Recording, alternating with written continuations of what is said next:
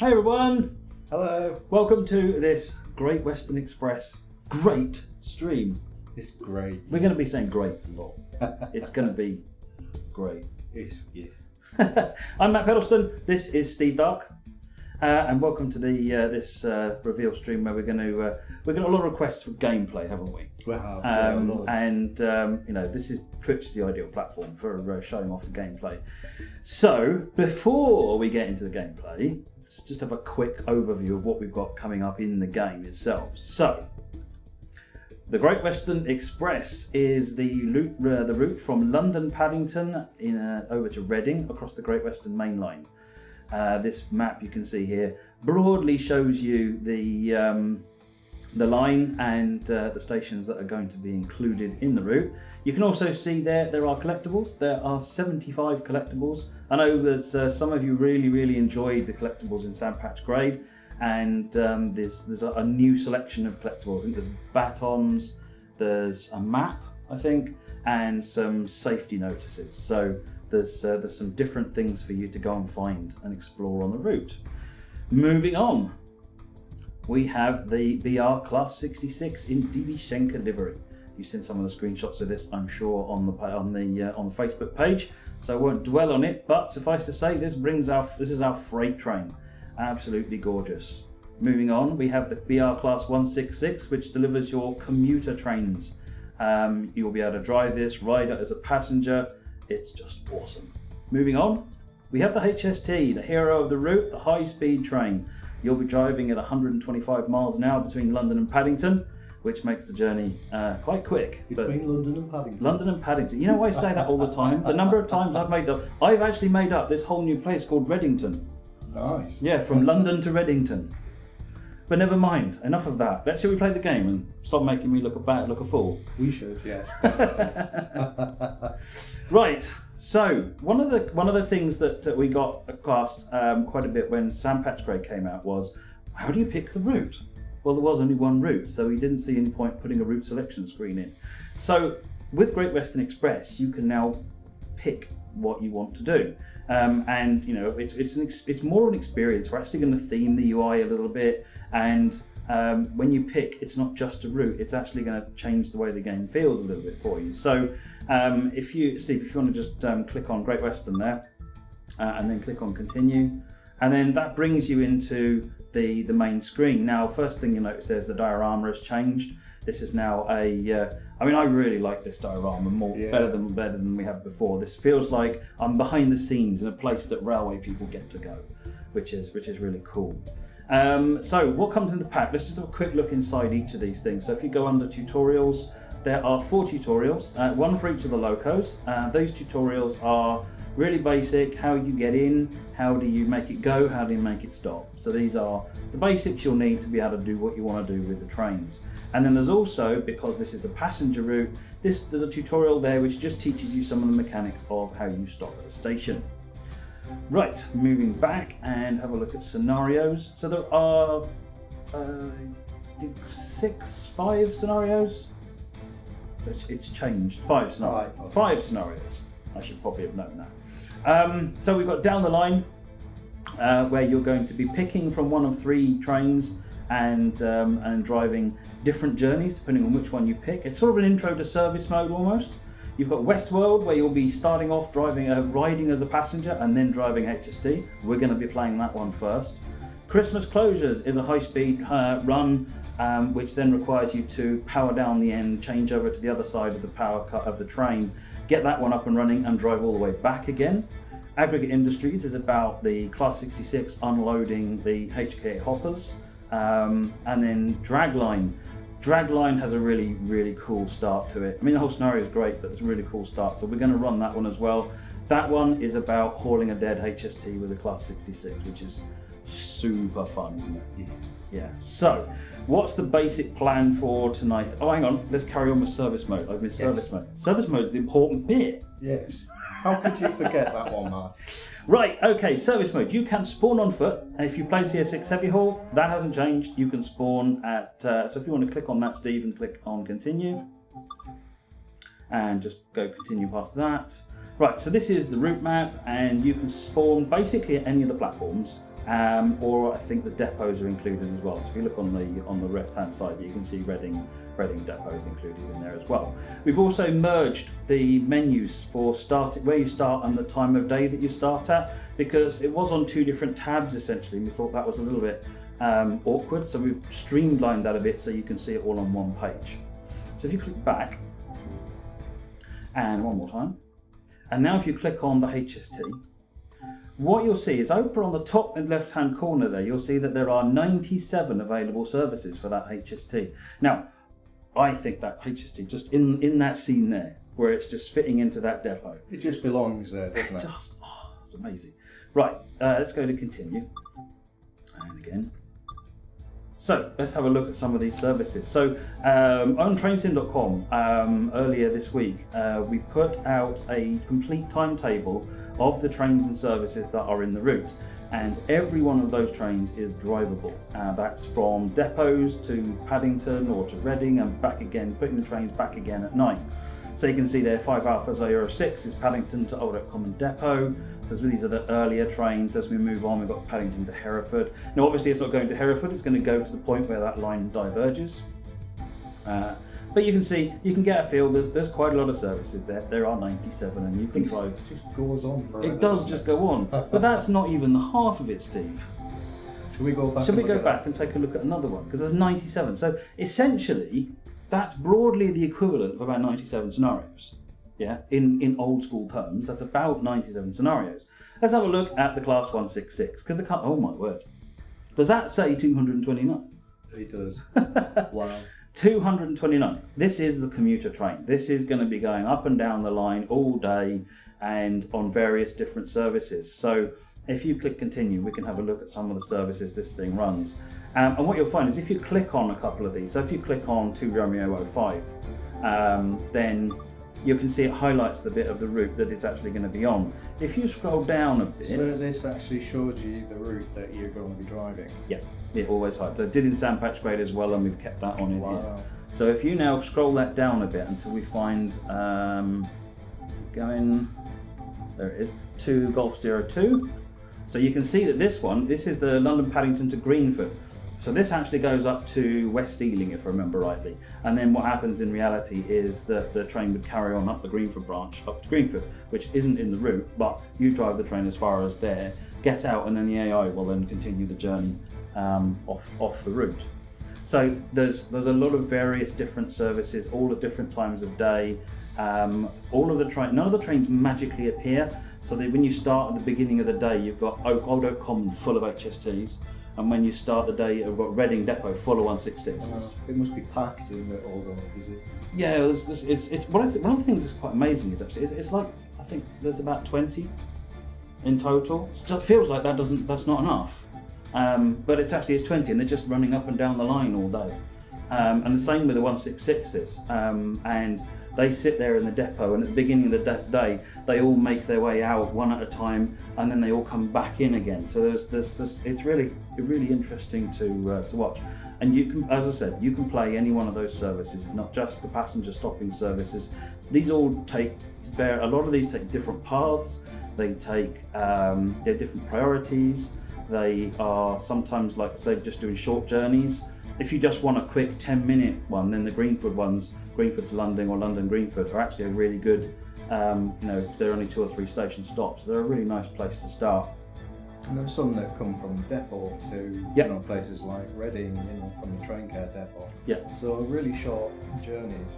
And anything you don't do, the AI does for you. So when you're playing one of these, all the other trains that you can see around you are being driven, and all of these services are those things that are being driven. So what's really cool is you can be driving along and you see a HST come the other way and you think, that looked interesting. Have a quick look at your handy timetable. That was this service. Find it over on here, click it, you're driving that service. So you can take over the services. And in fact, if you arrive at a station and you think, actually, I want that train, you can walk up to that train and take it over. And then you can carry on with that when you're in service mode. It's much more like a sort of a sandbox style of playing rather than the fixed missions. So There you go. So that's service mode on the 166. So Shall we have a look at the 66? let's have a final look at the 66. Now there isn't a lot of freight route on the Great Western Main Line, not on the section that we have here, but 66, nicknamed the Shed, is such a glorious loco, and it's iconic in the UK. It's all over the place. Wherever you look, you'll find 66s going somewhere. And these freight services run from first thing in the morning, last thing at night, and throughout the day. And again, they follow different paths depending on what time of day they're running. So you generally won't find them on the fast lines during the day, for example. They get held up on the slow lines and just been basically generally made to wait. So there's 13 of those, I think, in total. So, right, if we come back from there, and I guess the other thing we should say is that there are 2 freight wagons included.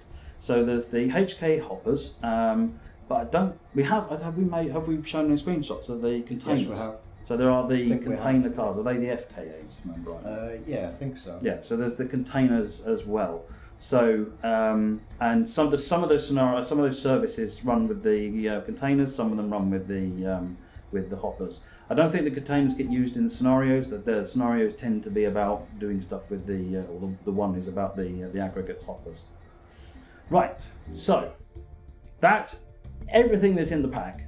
All that remains to be seen now is just run the game, dude. Cool. So we are going to start on scenarios. We're going to have a look at Westworld, and we are going to take a run. So this starts at Ealing Broadway on foot. There's a bit of voiceover, so I'm going to shush when the voiceover goes on. Hopefully you can hear it all right. Hopefully you can hear it. You've been called in to cover for a driver who's been delayed on another service. You're needed to take the train out to Reading, where the driver will continue the service as scheduled. Head into London Paddington to pick up the train. Be sure to arrive no later than 19:20. Right. So we've been called on, and is this the train coming? This is our train coming now. So essentially, this is a different way of looking at scenarios. You see that passenger sat down there. I just want to highlight that. That's awesome. So you've got passengers, they're walking around. They can actually walk between the stations using the bridges, and they've got generally a lot more access to everything that's going on. So this is our train? This is our train, yes. This is the first one. I believe there's a second train. So if you're so in awe of looking around and you miss this one, and believe it or not, the reason we added the second one is because we kept missing it, because we kept hooing and ahhing and looking around at things. We thought we really ought to add a second one. Let's get on there. So we're on the 166 now. Should we find this place to sit? That's the thing, you can sit in any one of these seats. Now, Steve here chooses to sit in a standard class seat. Personally, given the choice, I'm at the other end of the train. Should we find somewhere? Oh, this end of the train then. Let's sit in first class. There we go, let's sit in first class. We get a nice view out. We don't need a ticket, do we? We don't need a ticket, no, we're staff. That's the thing. In this game, you are simulating being staff member. So, what we could do is let's wait for the train to get moving, and then let's just have a wander up and down the carriages and just show, because this is a 3-car unit and the cars are subtly different. So we've got a friend at our table. Yep, we've got a friend. Someone sat down with us. There go the doors.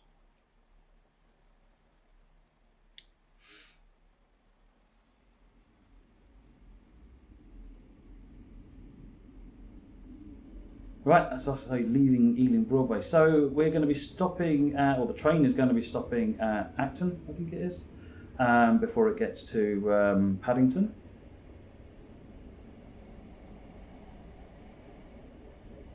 I just love this journey into London. So much to see on the way in. It is nice, isn't it? And the sun's at a sort of a low level. Now, one of the things, I don't know if you know this, Steve, but even though you're not driving the train, because you're sat down, you can use views 2, 3, and 8. So you can actually get an exterior view as well. Outside yeah, you can get an exterior view as well. So 5 plus 2, wow.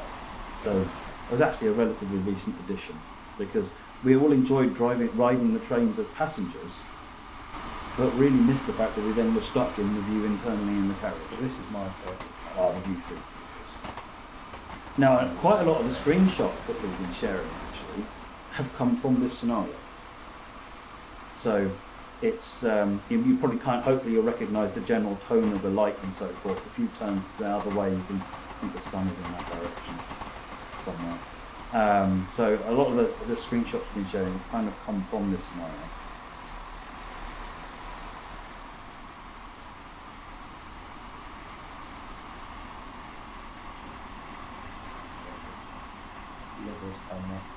Shall we go and have a bit of exploring? Yeah, let's have a little bit of an explore. So you press 1 to get back, and let's just have a. So we say hello to the driver before we do anything else. Yeah, who's driving today? Yeah, who's driving? Is this George? Hey, George. Hello. Right. That's good. There's a HKs there, look. Oh, there's the HKs over there. Yeah. Anyway, let's leave him to it. Shut the door. And let's have a wander down.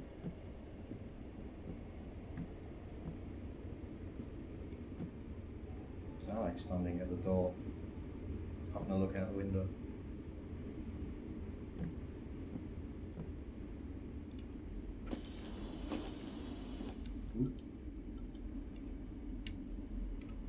Oh, I got stuck. There we go. Let's click in the right place. There we go. So, stopping at Acton. Ian Roberts wants us to show him the toilet. Toilets aren't real, they don't exist. I was going to say, you know you're going to get left behind. And the next train's an express, so you don't get a second chance if you miss that.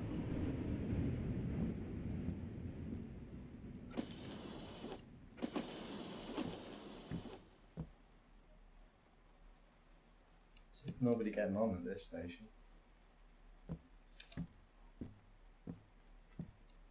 Shall we go and hide in the cab at the back? Yeah, hide in the cab. Guard mode.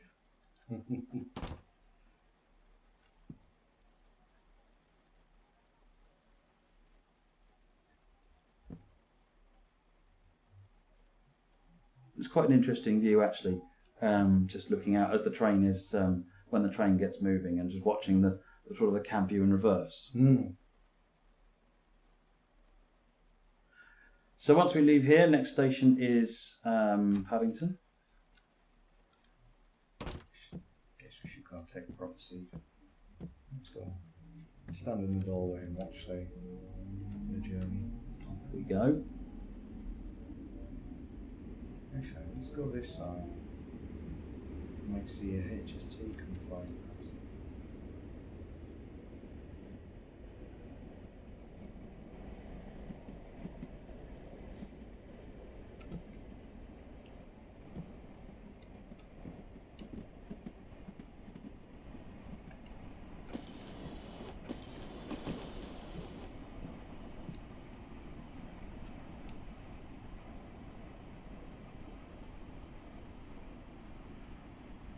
One of the things that, so this is introduced, Unreal has introduced motion blur, and one of the things that's always felt kind of wrong every train sim I've ever used, and I've never been able to put my finger on it, is the way the sleepers look when the track is going past.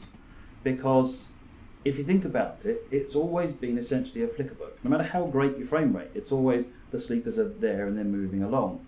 Whereas you'll notice you can't see the sleepers in this. All you can see is the rails, and the rails appear to be one solid thing.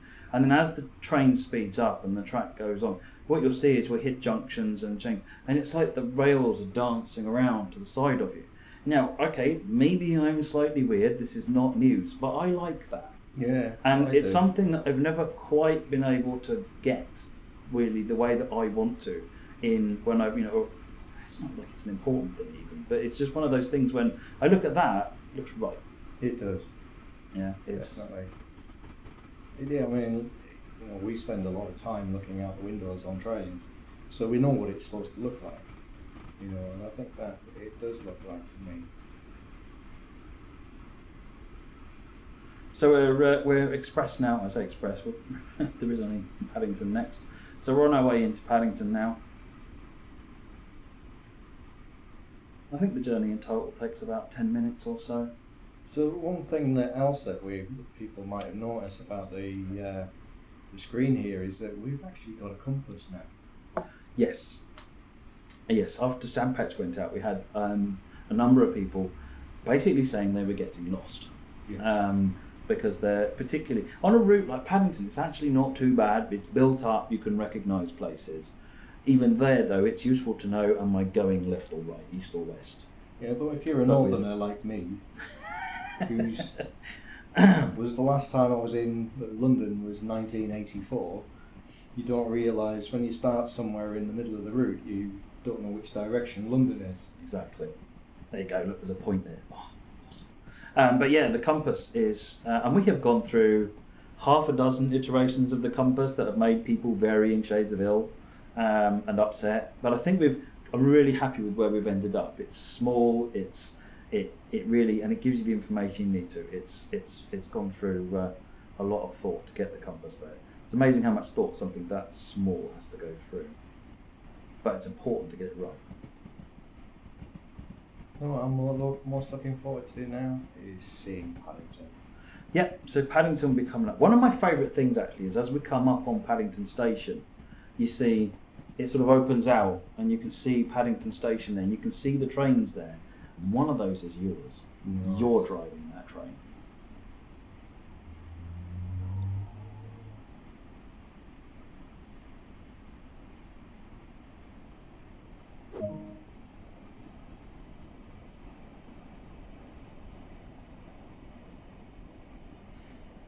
Transport guide says, if you stand in the way of the doors, are you preventing them from closing? No. What will basically happen, if you imagine that around you is a ball, then when the doors close, you get pushed inside or outside of the train, essentially.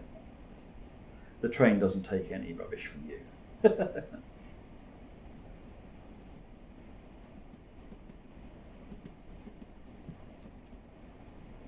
we go and sit down again? We're probably going to have to get back up again.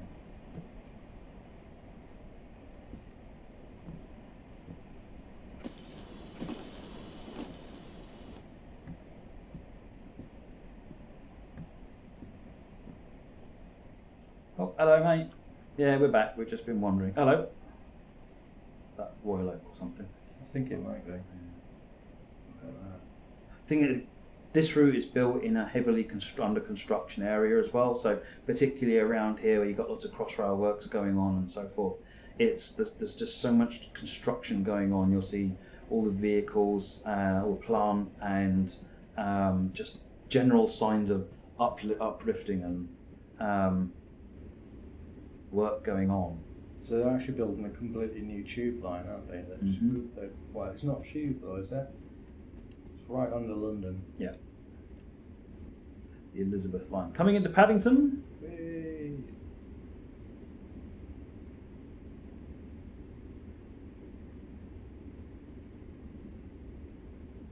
Wow. Let's go out the other window. I just love this view.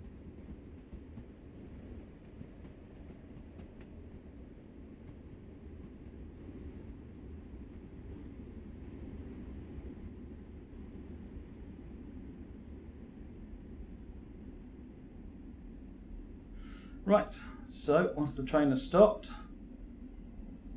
Steve's one of those. Gets out, stands to the door.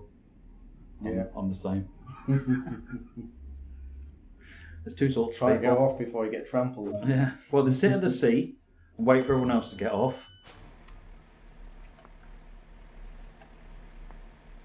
You need to go and hit that blue mark before you go in there. Yeah. I just want to have a look at the train first.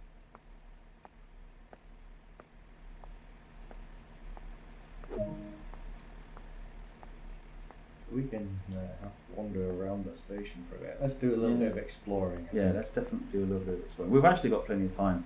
Our train is actually due to leave at 7:30, which is a little way away yet. So we've got plenty of time. And that was what purpose of this scenario is. It's introduces you to being a passenger, which is just something completely different. And it lets you walk around and explore the first you can explore Reading Broadway.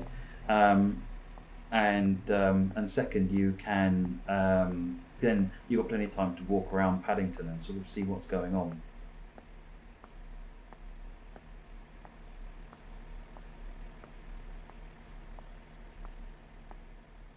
One of the key things we've wanted to do with passengers is make it to where they don't just disappear in plain sight. So passengers will walk somewhere, and they will come from somewhere and go to somewhere, rather than just coming off the train and disappearing. These guys must be on their way to work, are they? I guess they're going on their way to work, yeah. Or the pub, given it's 7:15. Oh, right. Okay, yeah. I always thought it was 7:15 in the morning.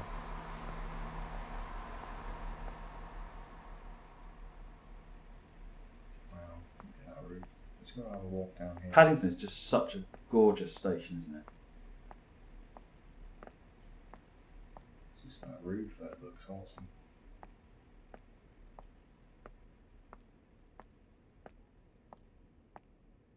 So you can't get up this set of stairs, because this set of stairs takes you out the station.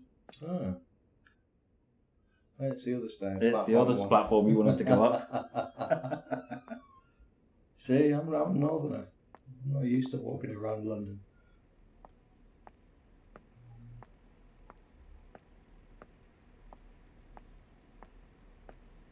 Had a request to take a look at the tracks. So the tracks are pretty much the same level of detail we did in Sandpatch Grade. So there's 3D ballast, 3D sleepers, 3D clips. That's better. Let's go on this one.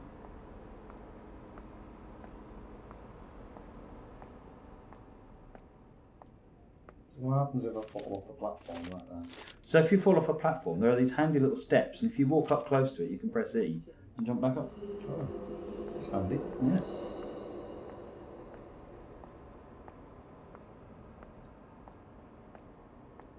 So they're in every station? Every platform has numerous of them up and down the platform, so you haven't got to walk far if you do come off onto the track. And you may jump off on the track for a particular reason. Remember, you work for the railway. Always look left and right and be very, very careful.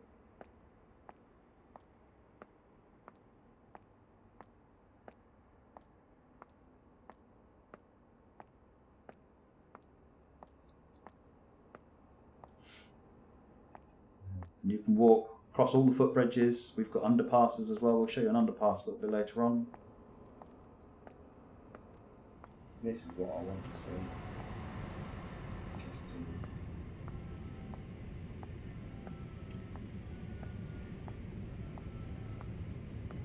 HST Glorious. The Mark III coaches are they're just a really nice coach.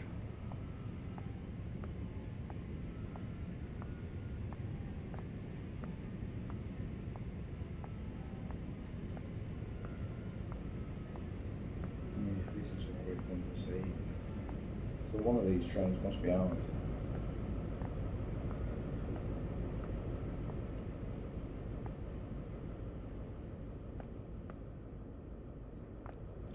It fell off again.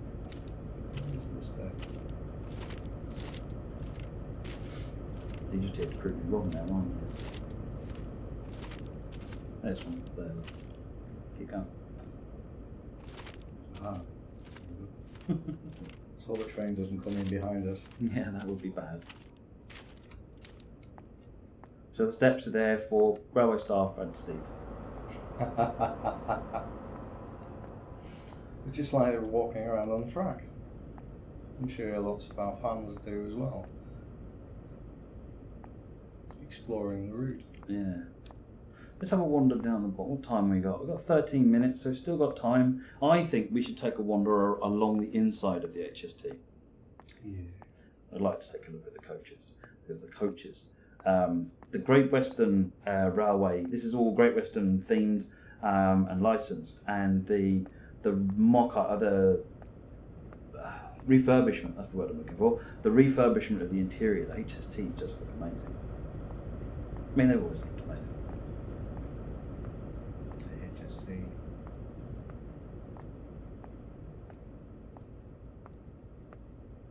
So I'm assuming this one's ours. this is our train. So tail lights are set up. Let's just jump in and just have a quick look at the cab, make sure all is good in the cab. Tail lights are set up. Let's power down. Yep, I think we're all good.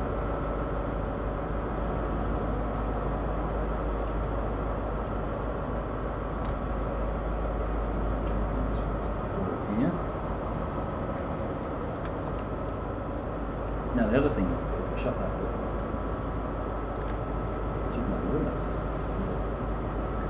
And what's really, really clever, it's silly but really clever, if you shut the window, now try and open the door. Can't open the door. Open the window. And then open the door. Just like in the other. Right, so let's go one down. Oh yeah, we're in first class. So first class, yeah.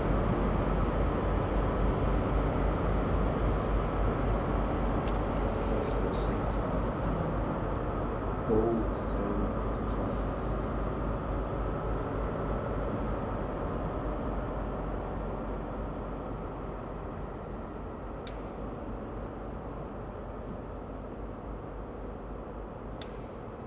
Now, these ones are pressure sensitive, you just have to be close enough and they'll open automatically. Unfortunately, no sandwiches for you, oh. but you brought it pot pie in your lunchbox, didn't you? Last time I had a sandwich on railways from a buffet car didn't turn out so well. So yeah, I mean, throughout every one of these seats, again, every single seat you can sit down on. It's you can choose when you're riding as a passenger how you want to do it. It's entirely up to you.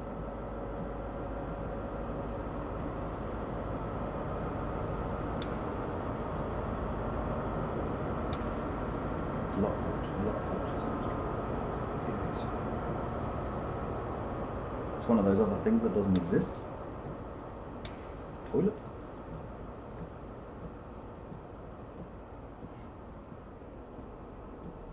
Will there be other passengers? Says Moricon. Yeah, this train is empty at the moment. It's you will see. We had other passengers on the 166, and the HSTs will certainly have passengers on them. Right, so we've got about 10 minutes to kill before this train is due to depart.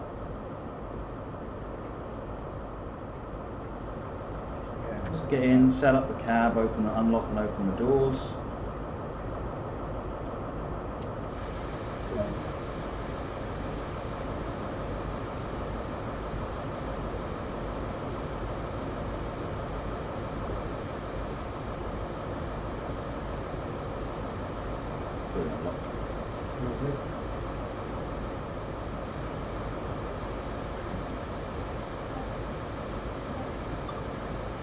So, one of the questions we have had is HSTs don't have buttons. So 166s have buttons for unlocking and locking the doors, and you will have control over that.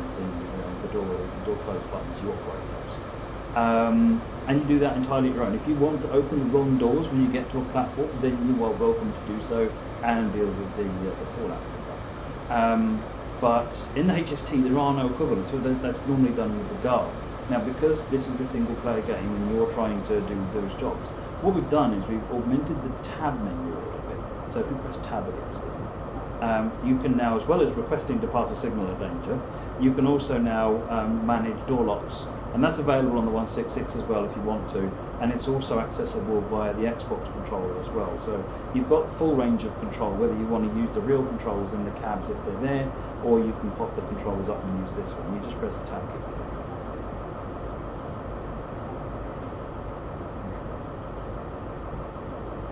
Actually, that's a good point. We've had a request from Ian Roberts for the 2D map.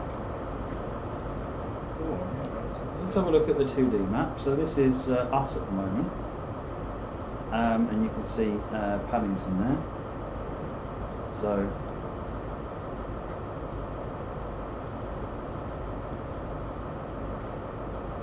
just coming in.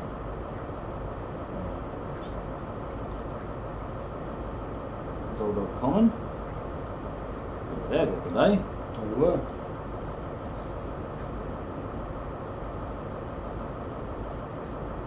There's the Greenford branch.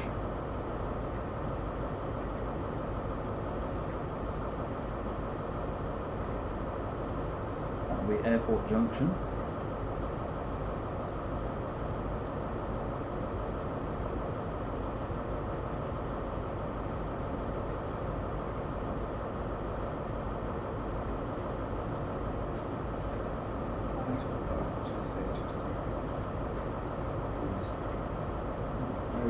Is it 166? So that's 166.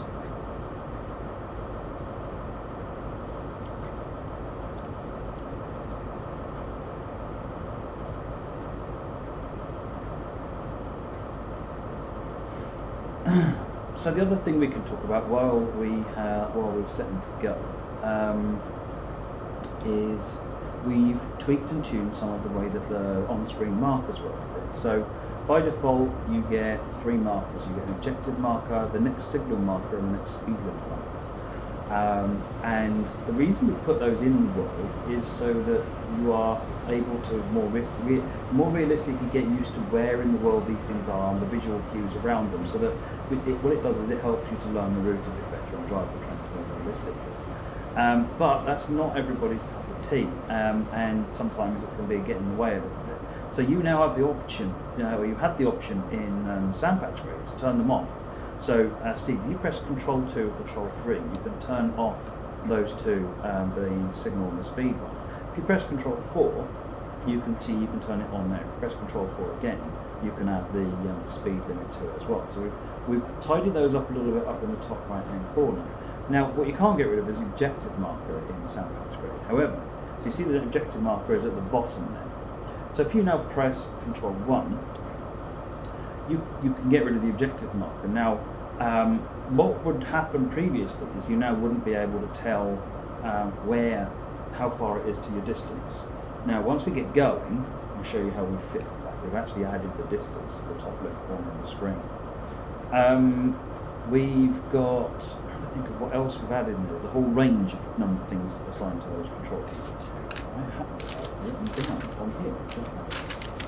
Let me just find it. Oh my god. Apologies for the scrappling around the paper. Hashtag professionalism.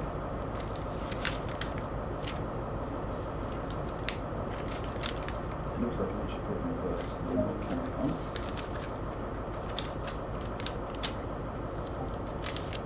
They are in here somewhere. Right, here we go. So 1 toggles the objective marker, 2 toggles the speed limit, 3 toggles the next signal, 4 cycles the information on the top right hand corner, 5 toggles the speed limit, or the speedometer. So one of the requests we had was from people who, they wanted some of the other stuff on the screen but didn't want the speedometer on the screen. So you can now turn that off separately.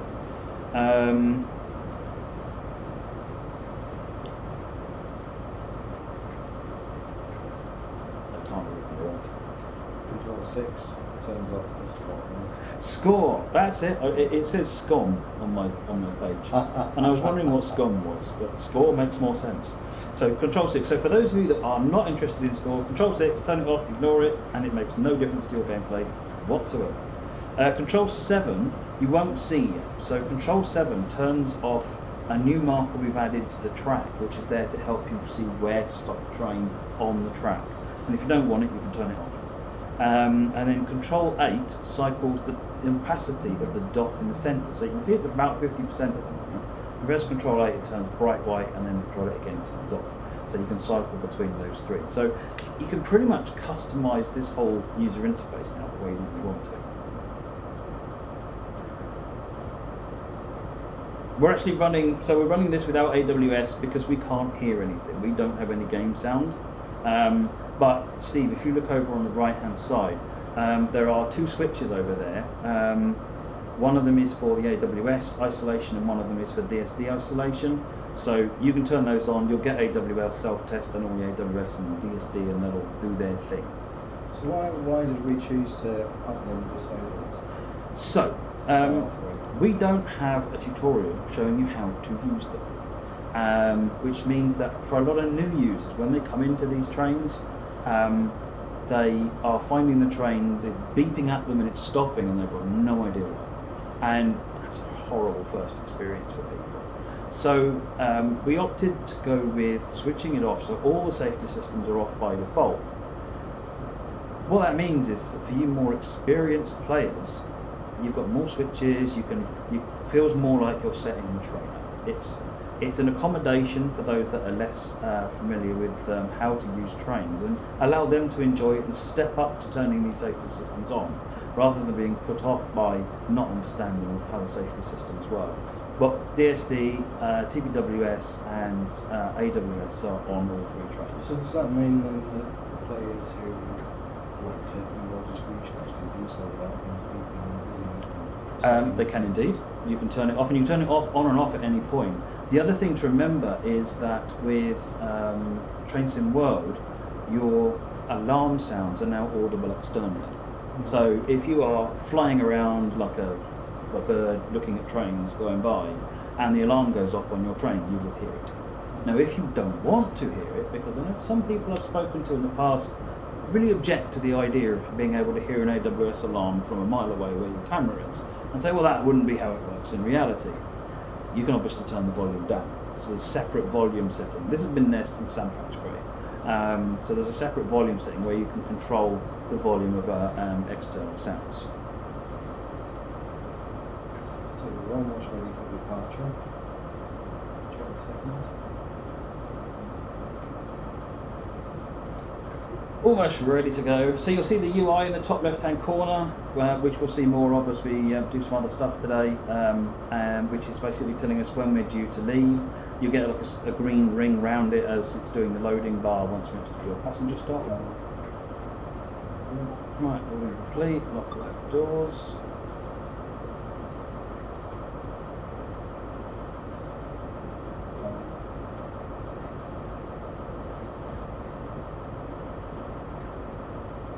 That ignores the guard, does it? Good.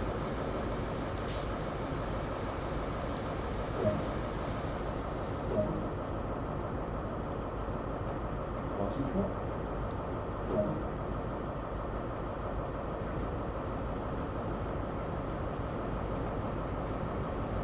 So we're off. This train is non-stop to Reading, so we're going to be accelerating up to 125 miles an hour. That weather is truly British, isn't it? It is.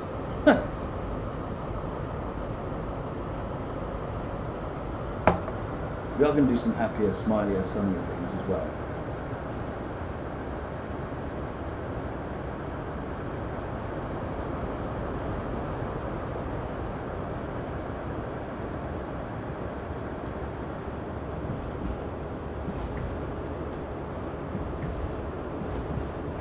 I've noticed we seem to be having a couple of internet connectivity issues this evening. Apologies. Hopefully it's not affecting you too badly. I know my laptop's just lost connection to the chat, so I can't see what you're saying. Oh no, now it's back. What? I can't believe you said all of that.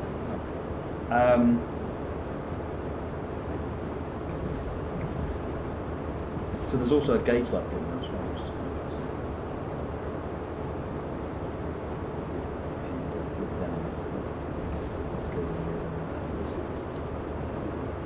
Down here. So, control the backs.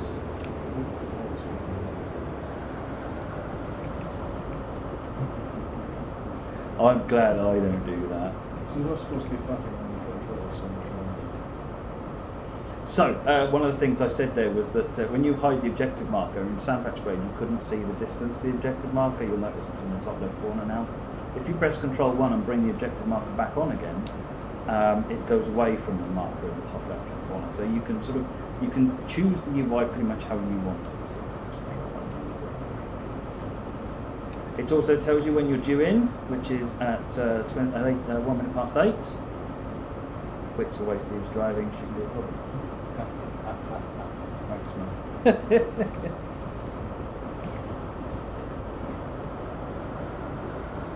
So drive much better than controls.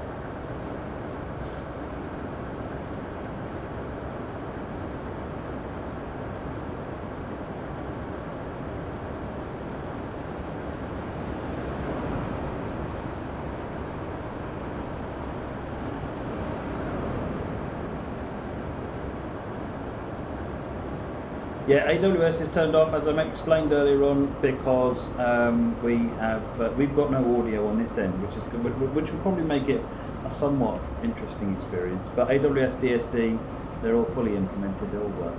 Yeah, I have to guess when the sunflower goes off. Maybe we're going to give more things from that to make it happen. Yep, too right. It's a rare opportunity.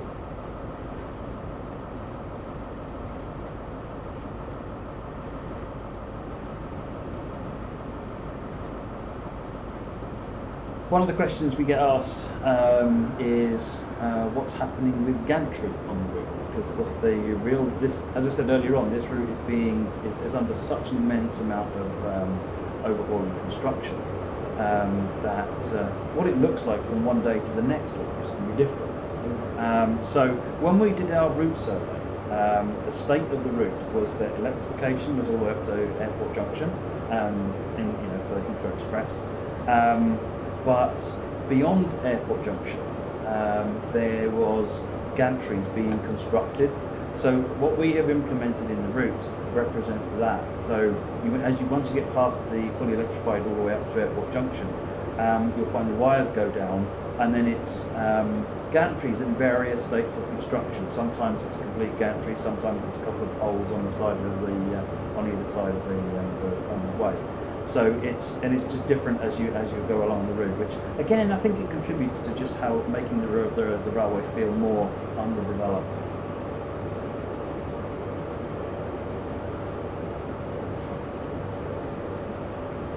We have had requests for horn sound. Yeah, blow the horn. Well, we can't hear the horn, so.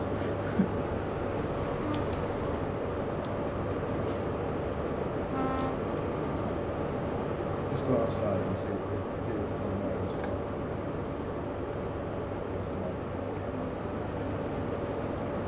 If I end up overspeeding, it's your fault. Yeah, always. Zoom the fog in as well.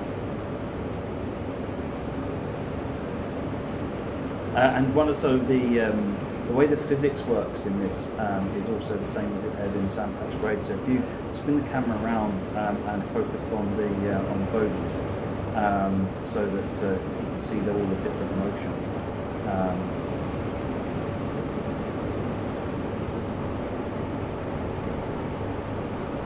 There's also the swinging cables between the coaches as well.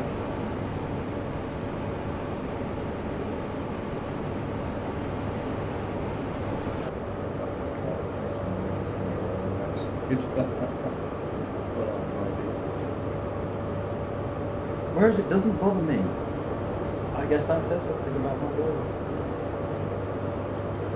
So one thing we haven't mentioned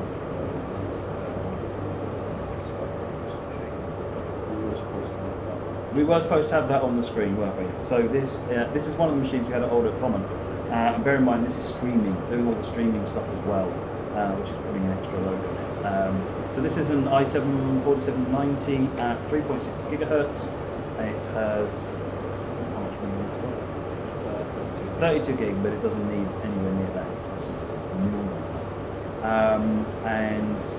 The graphics card is a GeForce 970.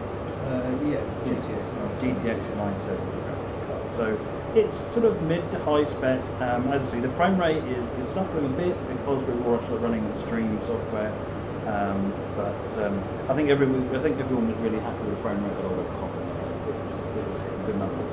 Yeah, I mean it has improved from CSX. One thing that people were concerned about, it has definitely improved.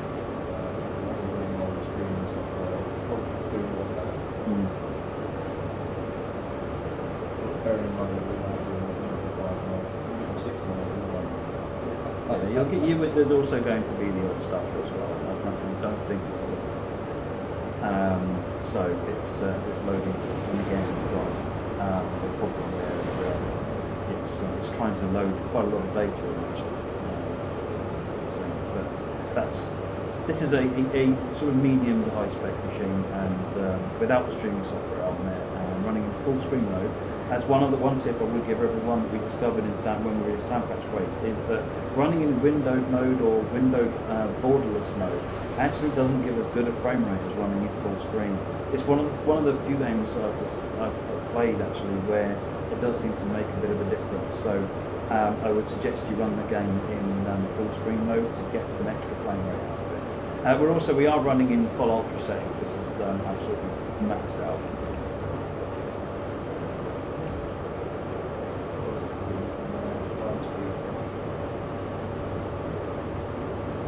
Right, let me just, can you just right click and get release the mouse?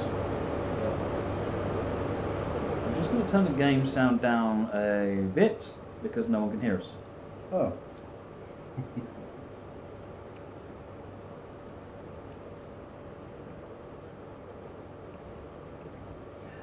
Sam Septic fan, as I explained earlier on, the AWS bings will be there if you turn AWS on. We put it turned off because we haven't got any speakers in this room, so we can't hear the sound. Should we turn it on for a bit? Because I think it's on now. Don't turn the ASD on now. Turn the AWS on, but not DSD. Don't turn that on there. No, I've isolated it. There we go. So whilst we've got green signals, we're okay.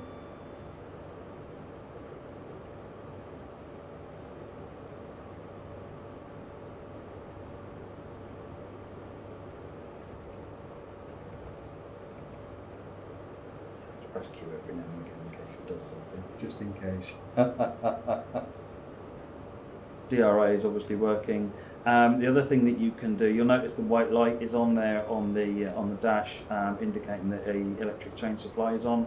So you can go into the rear cab and fire up the ETS as you would normally on a HST.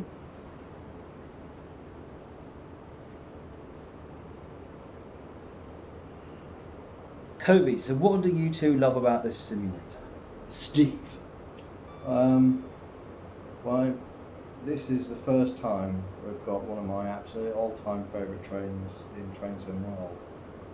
Being able to drive at 125 miles an hour and just admire those beautiful curves. You know, something I fell in love with in 1980. 1978, 79 was when I first had my first journey on it. So, you know, for me, it's that, but also how vibrant, you know, things like service mode is. You know, so much going on.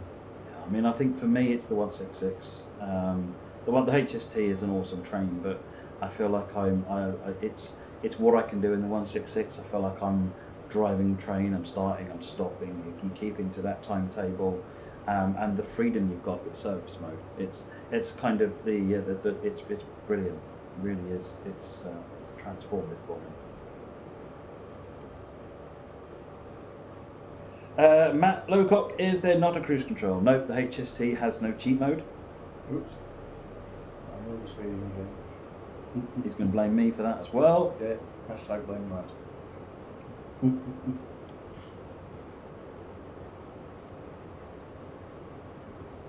20 miles to go. 18 miles to get to do it. Can you train spot at a station, Busmaster? Yes. So again, going back to why I like service mode is it's a sandbox. You kind of do what you want. So for example, day in the life, you spawn in the game. That looks better. You spawn in the game at sometime in the morning at Paddington Station, and you board a Class 166 as a passenger, and you ride yourself up to Hayes and Harlington, and you get off the train, and you sit there for an hour watching trains going up and down, and you think, oh, that's cool. Maybe I'll try Maidenhead next, and so you wait for the next 166 bound for Maidenhead, you climb up. This is sounding a lot like how it works in real life, and that's the point. It's DSD. Oh, I told you not to put DSD on. Oops. The brakes are on now. So, well, I guess that's the right time then to move on to the next thing. So, hashtag blame Matt.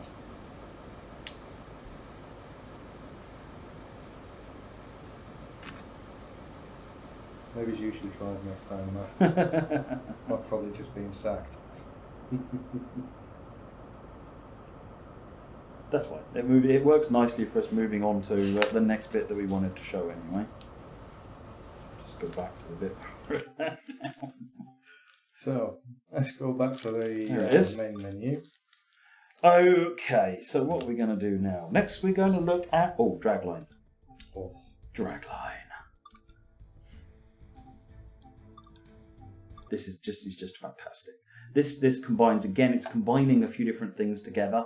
And it's doing things you can't do previously. It's new stuff.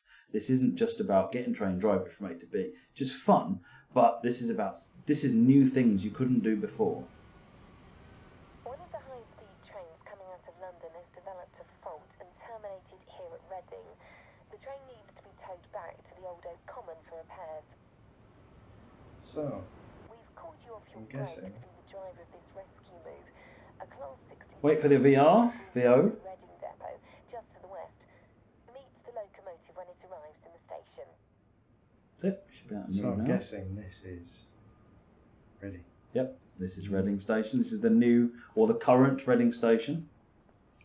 Okay. Press Control 1 so that you can see your target marker again. Oops. That's it.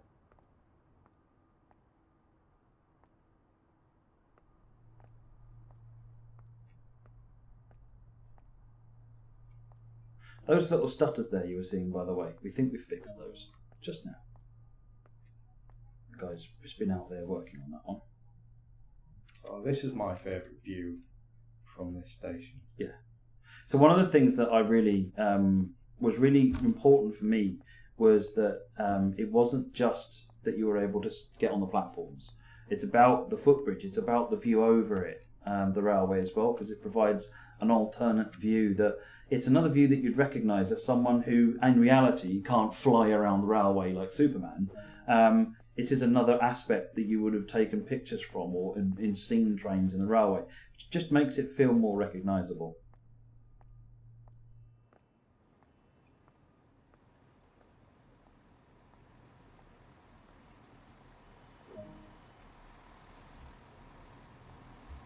So we just need to walk up here. So essentially, as the voiceover said, there's an HST that's broken down, which is the one over on the other platform there. They're bringing a Class 66 out, which we are then going to take control of. We then need to head out to Kennet Loop, Kennet Bridge Loop to to change ends, and come back into the platform.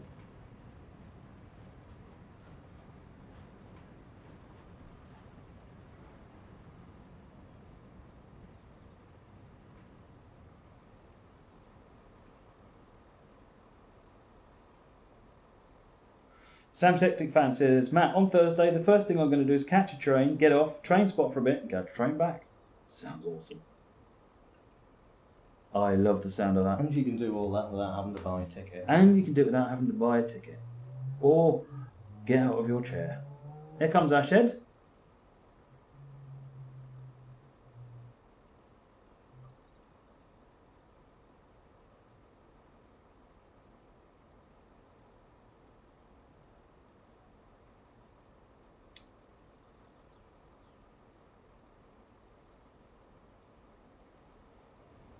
It's interesting watching Steve play, actually, because I run everywhere. I'm so impatient, I run everywhere. And you're walking around, it's really peaceful. But I'm just like this crazed lunatic running around the station. Well, I like to walk. You get to appreciate all the detail. Here's Jeff. The 166 driver getting a little bit too off the mark there. Right. Let's get inside our train. So this one's a bit different because you've got to look down and use the effectively step up onto the train.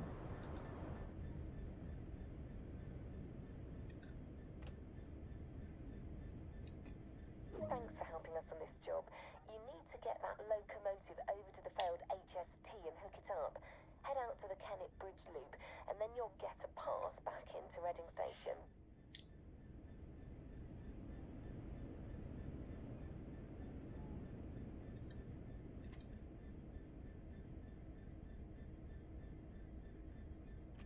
Forwards. That's it. So I've got really tiny text I can barely read. Headlights to day and tail lights on.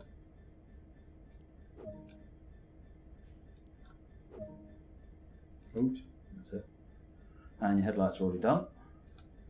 Okay. That's it. Signal permitting, which it isn't yet. Oh, that 166 did actually. There you go. You got yellow. Give the horn a toot. Why are we turning the taillights on from the front? So, 66001, 66002, and the manual for the Class 66 describe that this taillight switch operates the other ones in the other cab. Too late, we found out that some Class 66s, this taillight switch operates this taillight, the taillights in this cab. But we've gone with what the manual says. So that we have the manual for the Class 66, and it very clearly states that this taillight switch operates the other set of taillights. So that's why it's done that way, but that's why it might not be how you expect it to work. So while we're cruising down the line here, I'm going to make Steve do some, distract Steve a little bit. Look up at the top there, Steve. We have the EM2000. And you can play about with the EM2000 a bit, actually. So you've got the data meter, so you can pull some data out. Traction control allows you to individually enable and disable traction motors or entire trucks or bogies, and changing the units and a couple of other things. Slow speed control is also in there as well, which you'll use in one of the scenarios. So you've got a bit of extra functionality in the EM2000 up there.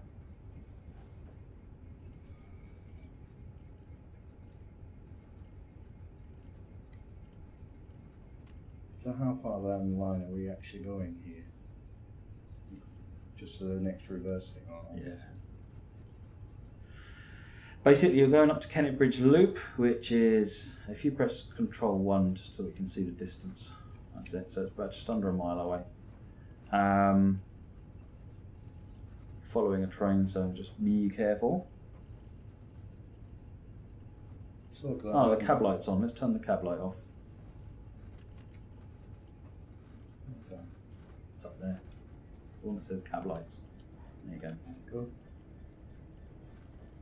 So another decision that we've made, it's worth highlighting, is that cab lights always on by default, and it's up to you to turn them off. The reason we did that is because, particularly if you've got an Xbox controller, but also if you're not sure what you're doing, again, for as a newcomer to the game, starting the world at night in a black screen is not a great experience. So starting the world with the cab light on means you can always see what you're doing and turn the cab light off. Turning it off is much easier than turning it on if you can't see what you're doing. And we're getting some requests for horns.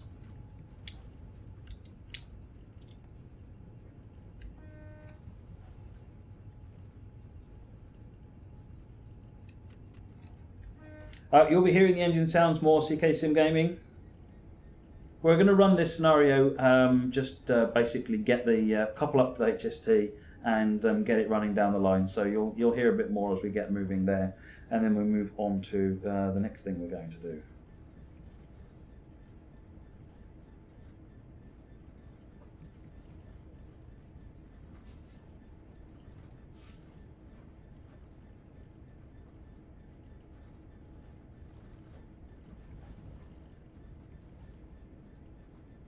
Not far away.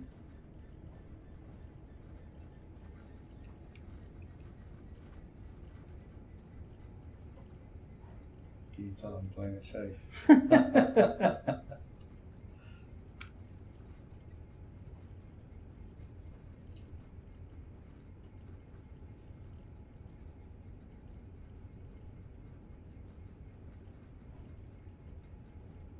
Stop. 200 yards. So this is Kennet Bridge Loop.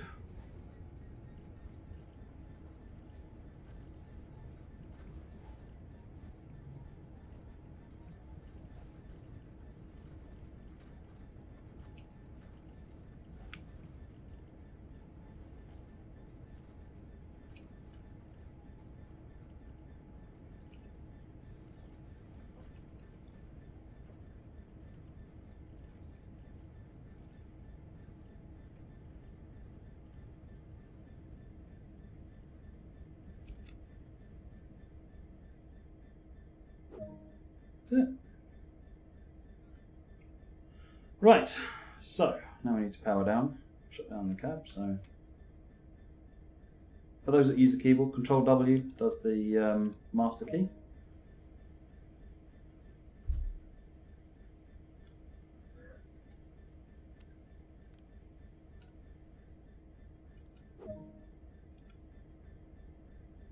It's time to change ends.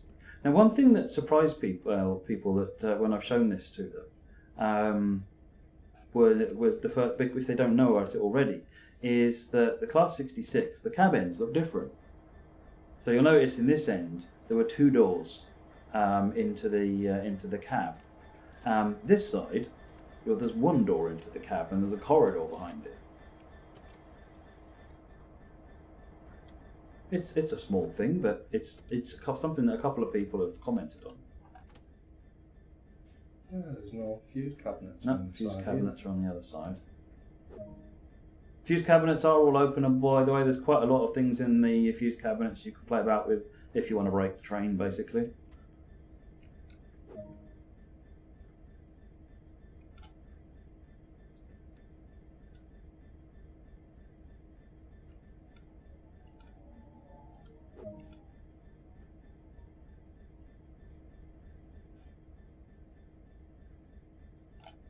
I've lost my little dot. Cab light. That's why it's an instrument light. Turn the cab light off. So, bring the brakes off. Right, just having a look at chat, see what questions there are.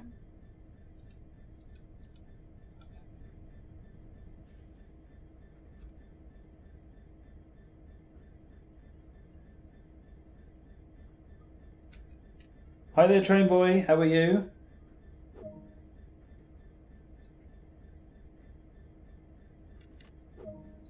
So we've got a yellow. Surrender caution. So we were waiting for that HSD to get out of our way. We were crossing the path of where that was.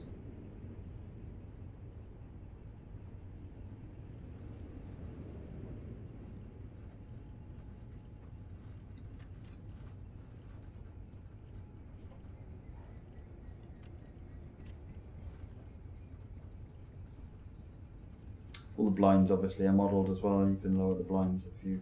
And the blinds are quite useful because the way that the sunlight works in Unreal, it can actually be quite dazzling if you're unlucky enough. So actually lowering the blinds a little bit just to get the corona out of your eyes is actually quite can be quite useful. It actually makes a practical difference.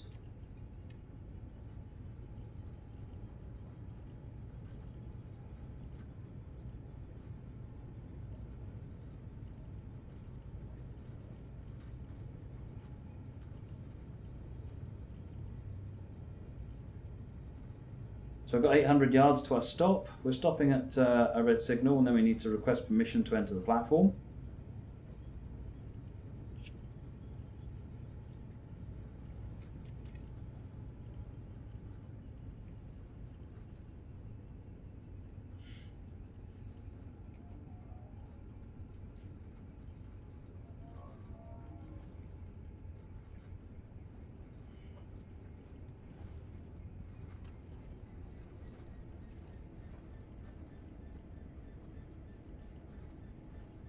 You have to excuse the little bit of extra debug interface that's coming up. This is one of our debug builds, and so there's extra stuff that comes up. You'll want to stop short on this, don't want to run red.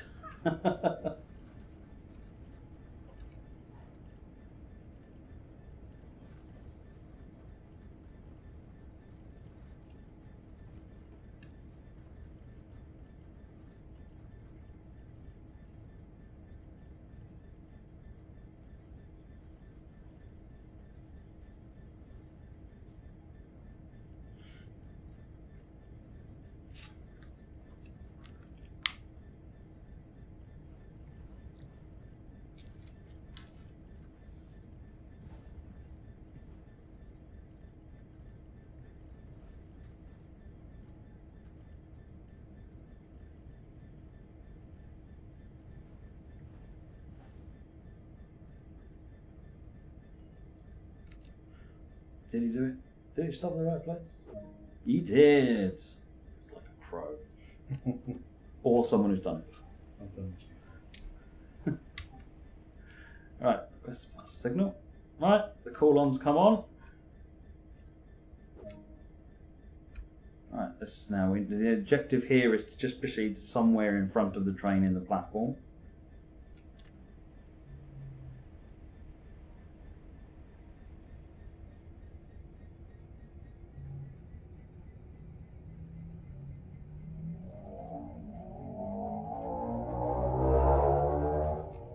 You have to excuse the local motorcyclists.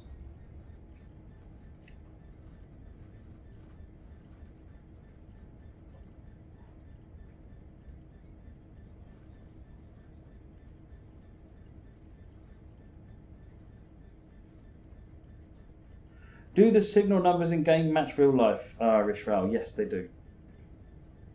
They absolutely do.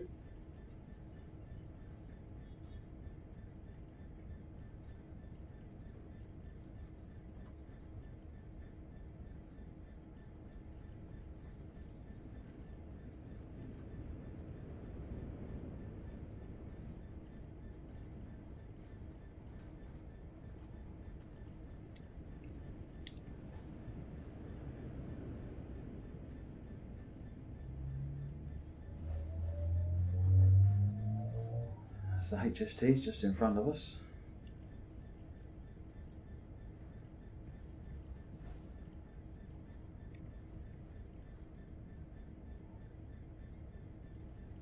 Right, I'm looking down there, I'm looking at the chat, I'm just seeing what everyone's saying.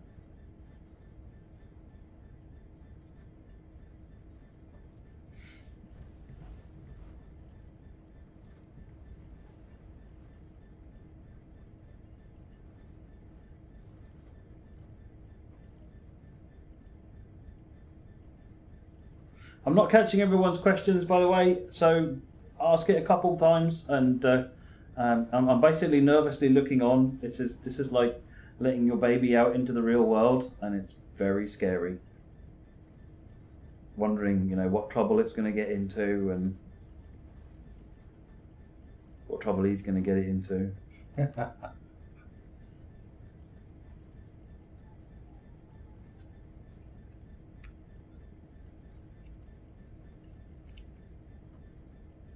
Does the window washer work? No, the window washer doesn't work, James Class Day.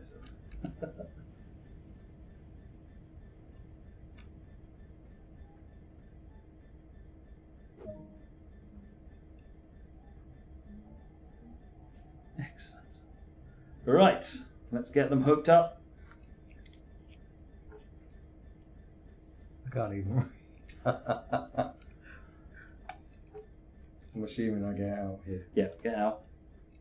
Get onto the platform.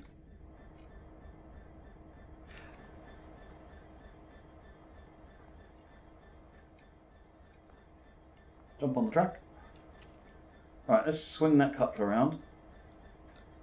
Right, that's good. And then go over to the HST. Crouch down so you can see what you're doing a bit better.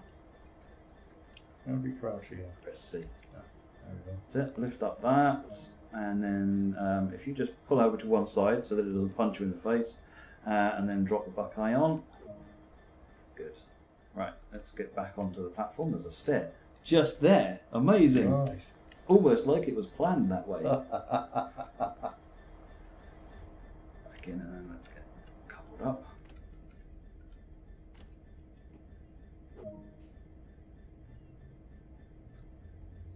All I can say is wow. That's just cool, isn't it? That's just wow.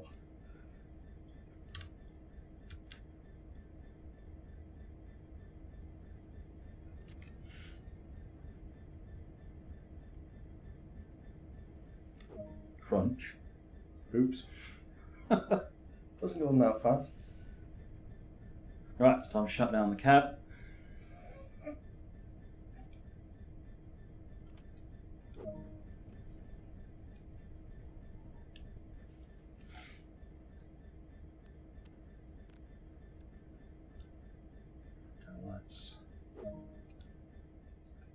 Right, now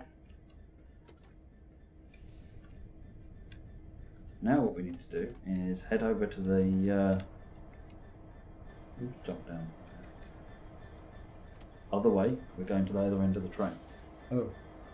Got to just double check the back end of the train has got tail lights and is all set up.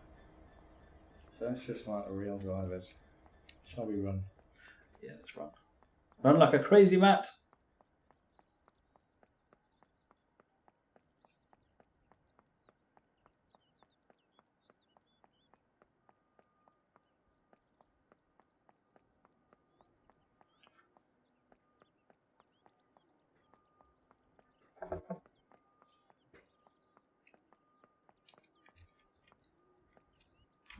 Get in the cab. Sit in the driver's seat. Right, turn the lights to tails, and press the parking brake off button. That's it. Off. No, sorry. Try pressing the one under the cover. Sorry. That's it. Duff information from me there. Right, come out there. Head up.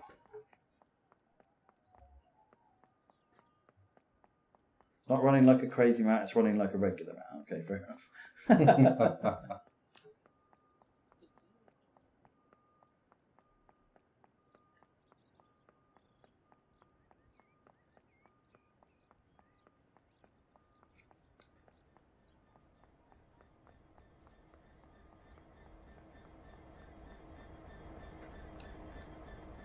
Do you want to just show the cables that were coupled up as well? You don't manually couple the cables up, so the brake cable, you'll notice there is already now coupled up automatically. Someone's just asking about brake cables.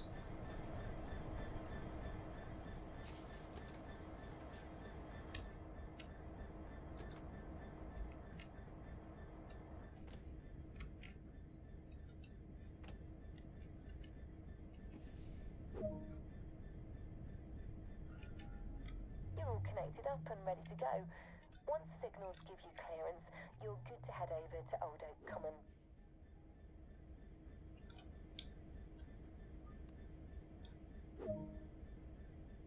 Don't need tail lights.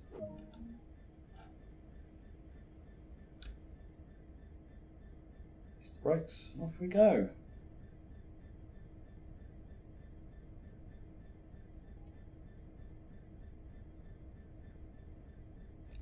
I think we need to jump outside for this one before we head off.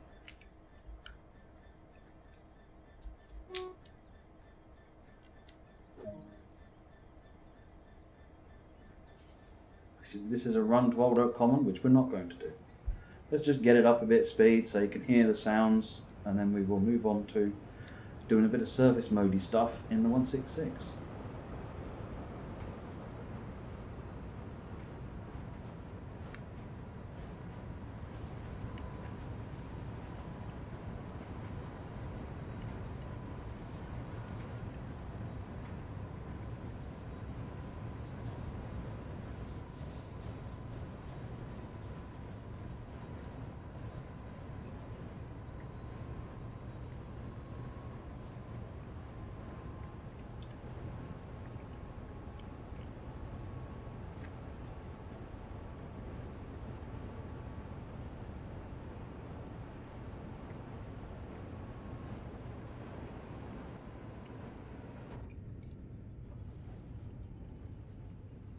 So if you look down on the panel on the left-hand side there, there's a bunch of controls. So you got, this is a PBL braking system, just like the real 66. So you've got the levers for the brakes. You've got the direct brake application, which is your loco brake essentially. You've got the horn lever. Do you want to give the horn lever a bit of a? There you go. You've got the horn lever there. There's a train length meter thing which works as well. You've also got the speed set controls down there, which works in conjunction with the EM2000 up on the top. So you've got a range of different controls down there which all work.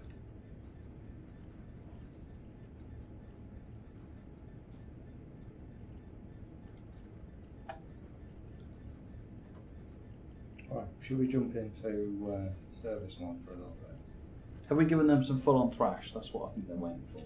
Yeah, we did. From outside. I didn't go full. I went full. I was going to say full chat.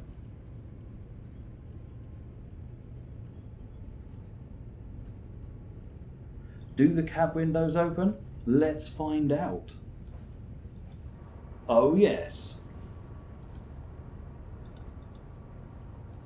Oops. Steve doesn't click on Windows Explorer.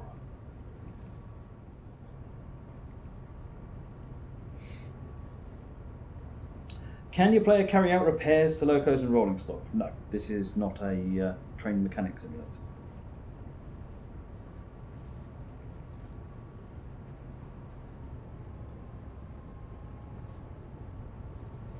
I must be so proud of my little windows. You betcha. So there you go, folks. That is that's the beginning of Dragline, and that's what we're going to look at for that one. So again, that's the Class 66, and we've had questions about whether or not the hatch opened. The couple over there, you could hook up the Buckeyes, and also we did get one or two questions whether or not you could swing the Buckeye round on the Class 66 as well. So yes to all of the above. Can you fuel the locos like in Sandpatch? So that one's a bit tricky. The short answer is yes, all the locos are fuelable. They have fuel caps you can take on and off and so forth. There are fuel pumps around the route, but with the way that the service mode and scenarios are set up currently, it's not something you'll be doing. That leaves the window open for future expansion, but it has been thought about.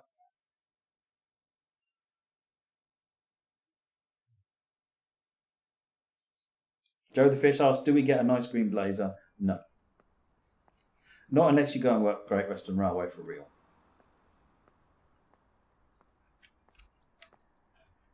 So this is Hayes and Harlington.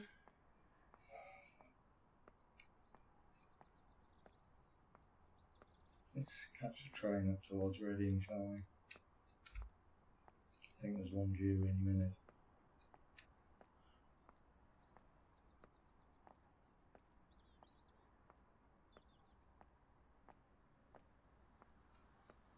Green light, which is... Oh, here we go. It's almost like I scripted It's that. almost like you scripted that.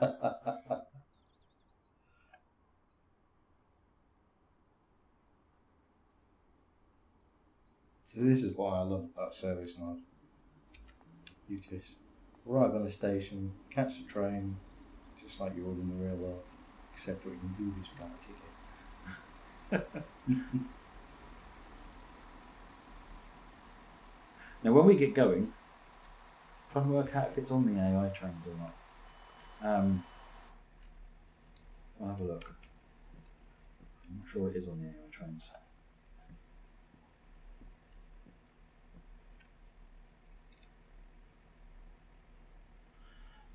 Right, so we're on our way. This is heading westbound.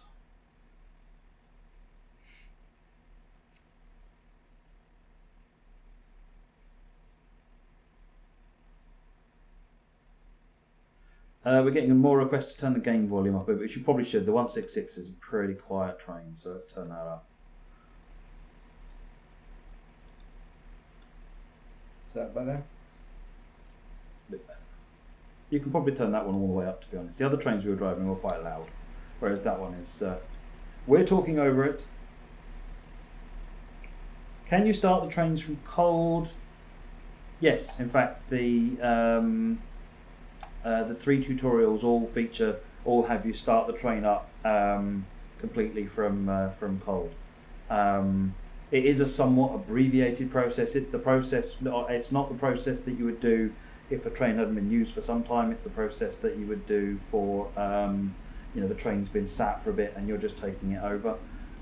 So effectively it's the start button on the cab.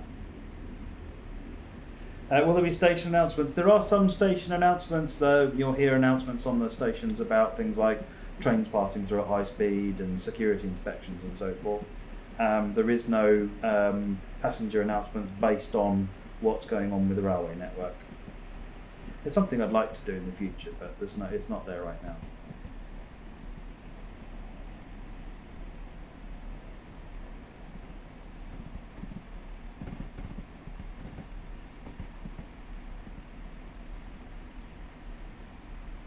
So what's the plan, Steve? What are we doing? Don't know. I think we'll get off at one of the stations further along.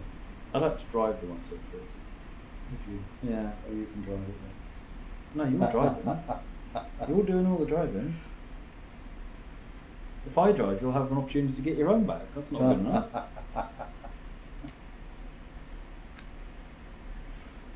So the 166 is actually pretty quiet, particularly in the cab. One of the queries we've had while we've been developing and testing this is, wow, it's so quiet.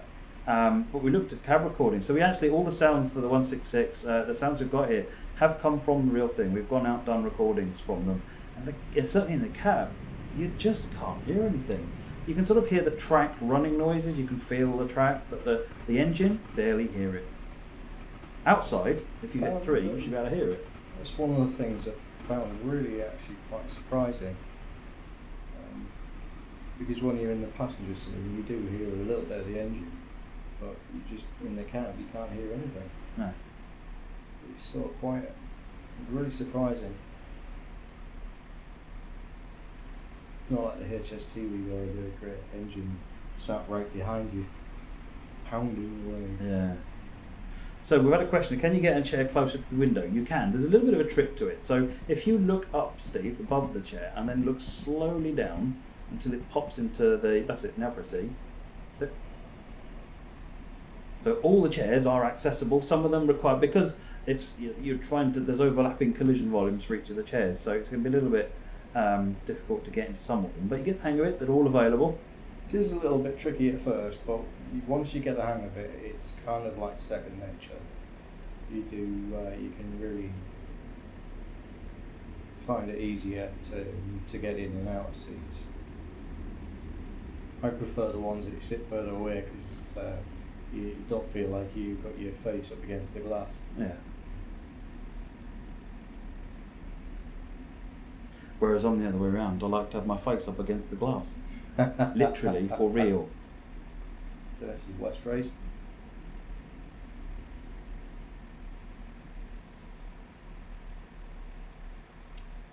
Shall we have a go? Let's have a go. Let's go and take over. Who's go. driving this one?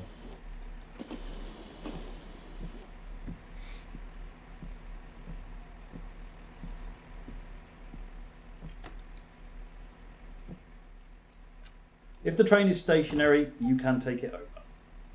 This is the same as in Sam Patchgrade. Now you're in control. It's loading passengers at the moment.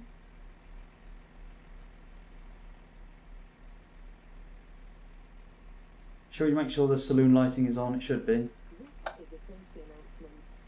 It's up the top there, one of those three black switches. Up. That's it. Just click that one. That's it. I'll make sure they've got lights. Would not have lights. Just turn the cab light off. Which one's the cab light? Oh, I don't remember. Oh, it's that one, I think. Which one? That's one? it. Ah, there we go. Better. You can tell I don't spend a lot of time driving 166. Oh, how can you not? 166 is glorious. One thing that tricks people a lot on the 166 is that the off position is above the forward position. So if the train is in its initial parked position, where the reverser is off, the master key's out, then you actually have to, once you've done the master key, you have to pull the reverser back to make it go forwards, because it's back one notch. Shut in doors. That's it, time to go. Oops.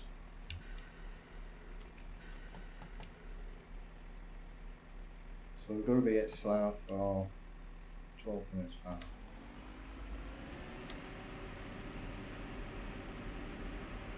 So once we get moving, press the 3 view and go and have a look at the corridor connections. I loved this when I saw it. I wasn't expecting it to do this, but the engineers excel at themselves. Wow. It's the first time I've actually looked at them. Yeah, there's a lot of neat little touches where things just ouch. There's a lot of neat little nice touches that the engineers have put in, which just you'll spot them, and it's just really nice.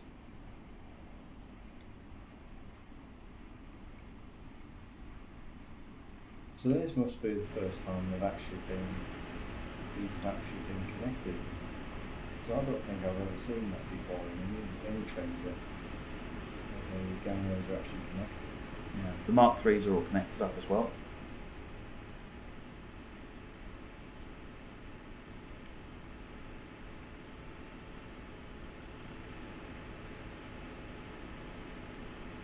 .4 miles to Slough.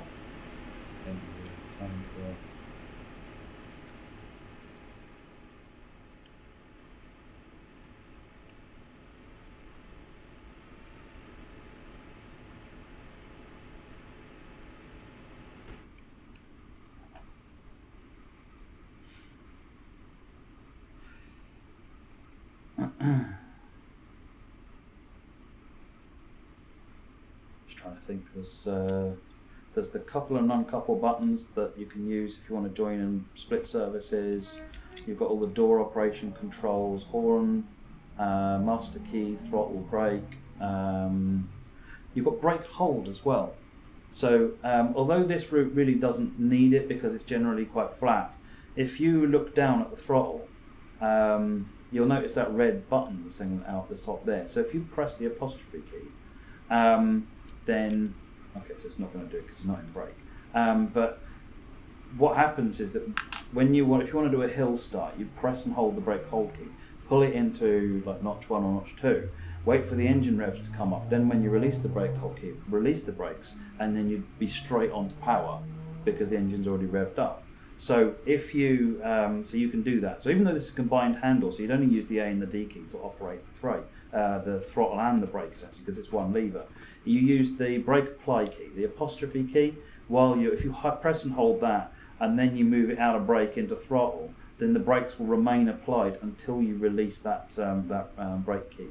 The same applies on the Xbox controller and indeed on the mouse. And the mouse can actually be done as a single. You can either press and hold it with the apostrophe if you want, or if you get hold of the brake lever when it is in a brake position and move it, it will immediately automatically put the brake hold button on, and when you release the mouse button, it will release the brake hold. So you've got the benefit of using that functionality however you choose to drive the train.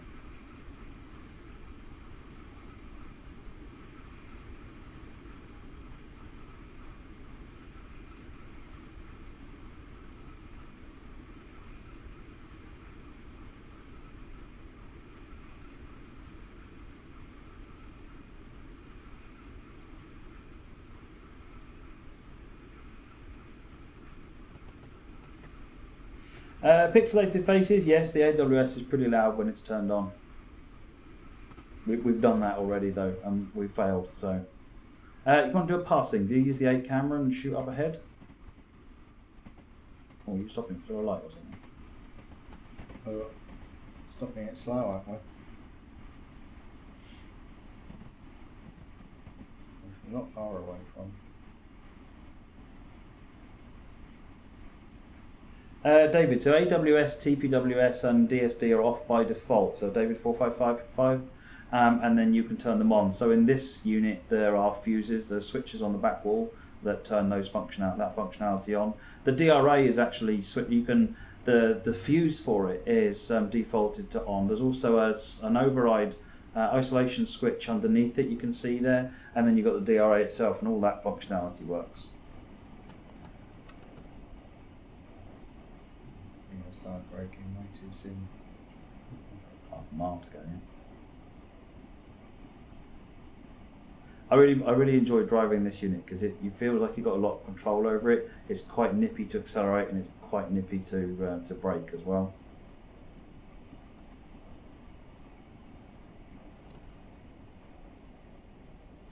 Train stop override, I believe, is there, but it won't do you any good if you're trying to pass a red light.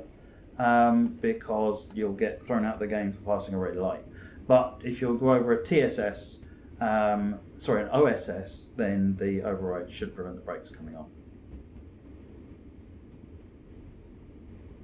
You also get on the light bar there, if for any reason the train applies the brakes, so AWS or DSD, then you'll get a brake demand light will come on the panel, so you can see that the train is applying the brakes. And similarly, if you've isolated it, then the isolation light is there as well. So that panel is doing stuff.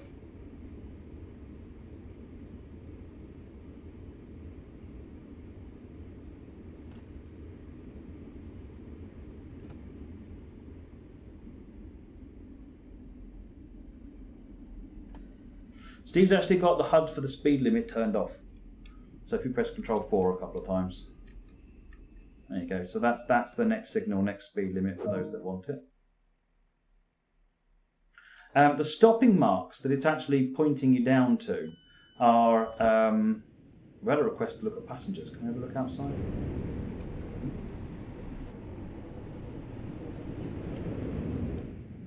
Steve can figure out how to get move the camera.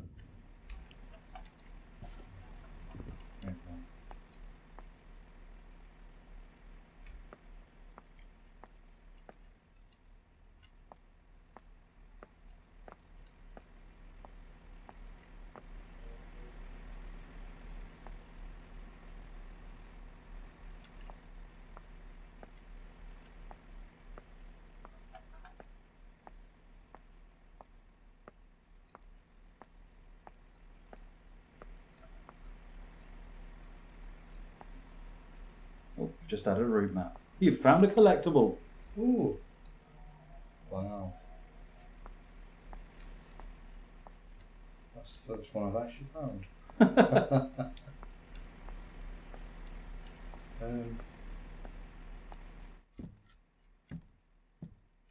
We'll be late for the next station. Close doors.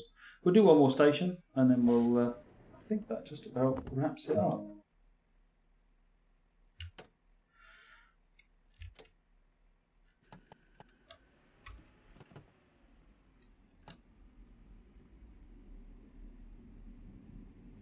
Can you open and close doors manually? Yes, you can, Volvo fan.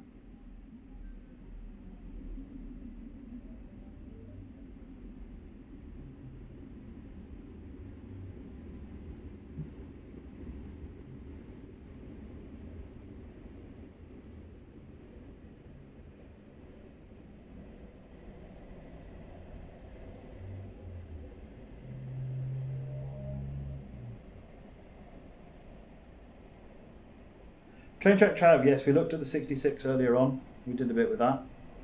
What we got? 2.3 miles to Burnham.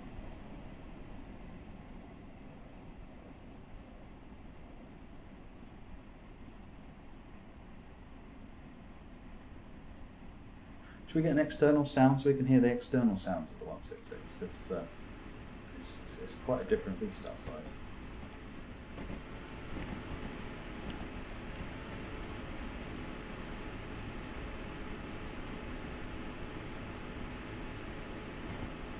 Where is the catenary wire? So we are west of Airport Junction. There are no catenary wires at west of Airport Junction. What you'll notice is that, as I explained earlier on, the catenary is in the process of construction, as it was when we surveyed this route.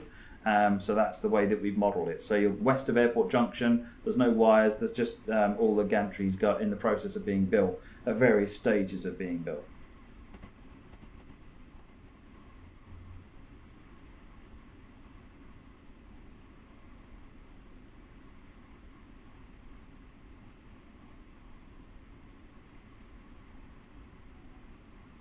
I think I'm running late already. You are. It's a bad idea, me taking walking around the platform and picking up your collectibles and. It's your fault. Yep. Blame you.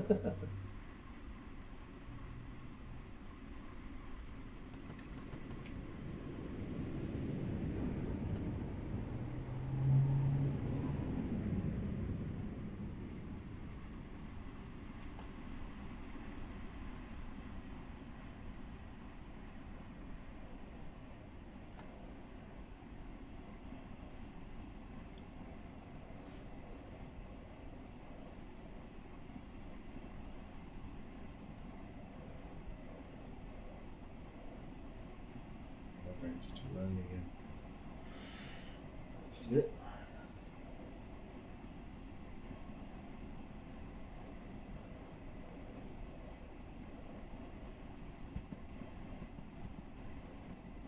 I'm crazy, Dan. Look at the bogies while moving. Yeah, you can see the bogies moving around separately. I think Steve's coming into a station. He might get upset if I ask him to also look at the camera outside. We have looked at that earlier on in the session, though.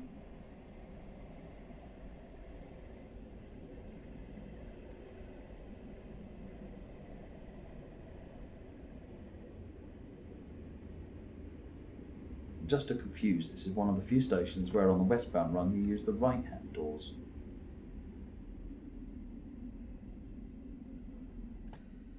So the other thing we've done is on train cast, or when you're coming up to a stop at a platform, along the platform you'll see there are 2-car stop, 3-car stop, and so forth. And the distance, so when it actually says to stop at a station, it is asking you to stop at the appropriate marker for the train that you're driving.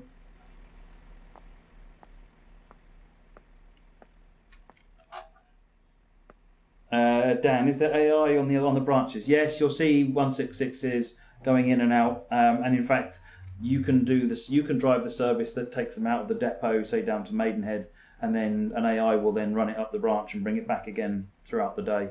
So if you're standing train spotting on Maidenhead, for example, you'll see the AIs going up and down the branch line.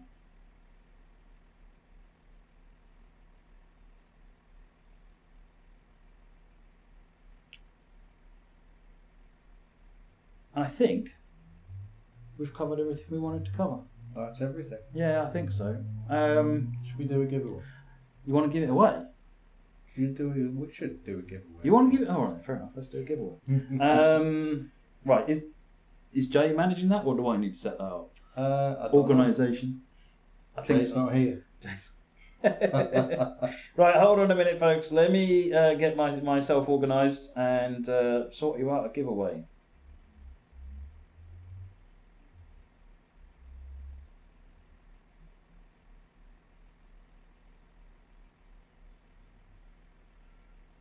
Maybe you need to drive a bit longer while I do this. Let's do some more exploring.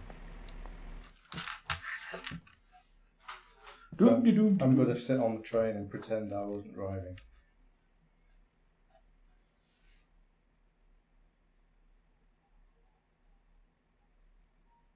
Be a moment, folks. Steve, you're in charge of thinking up keywords.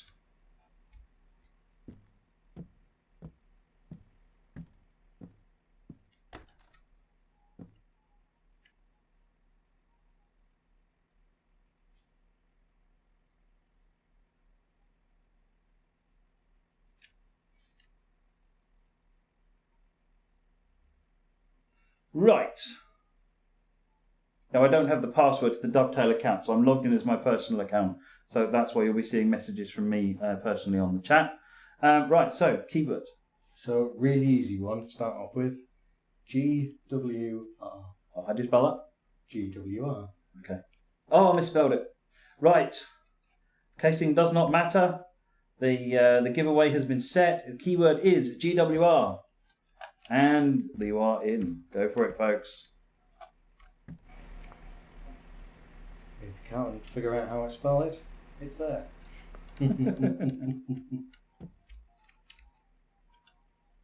So how long does it take then before the driver actually takes over this? It's a couple of minutes.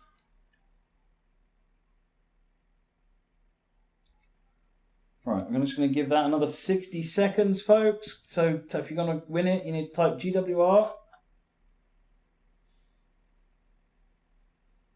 into the chat.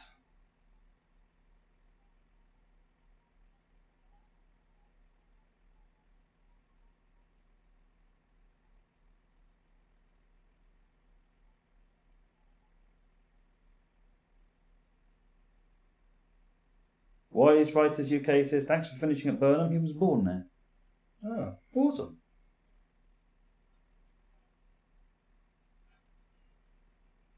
Got 200 people in the giveaway. 30 seconds.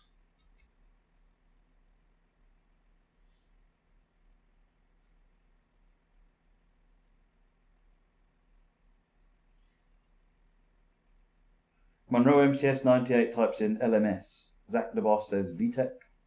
Great Eastern Railway. We've got West Somerset Railway. London Midland Scotland.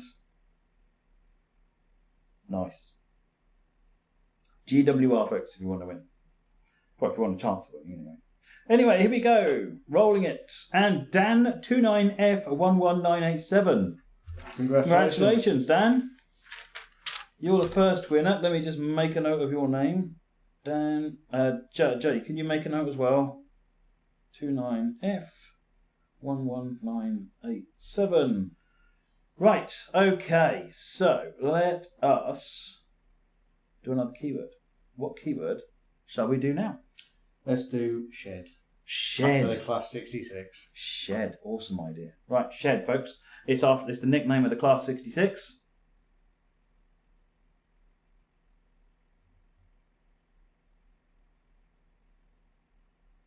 Here they come. Right, I'm just going to do this for 1 minute, starting now. So get your type-ins on. I'm not sure why this train isn't moving.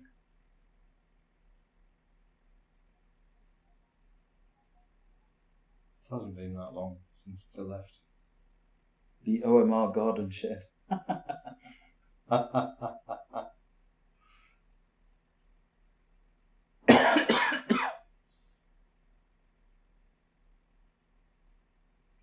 Matt's basement. No, Matt's got a garage, not a basement.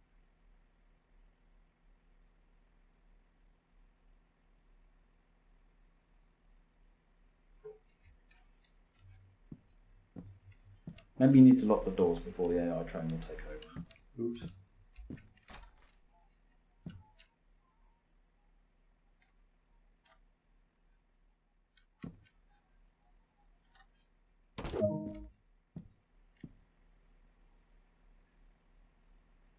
Now give it a couple of minutes. Right, okay, that's been a minute, folks. Let's call it. Who's the winner?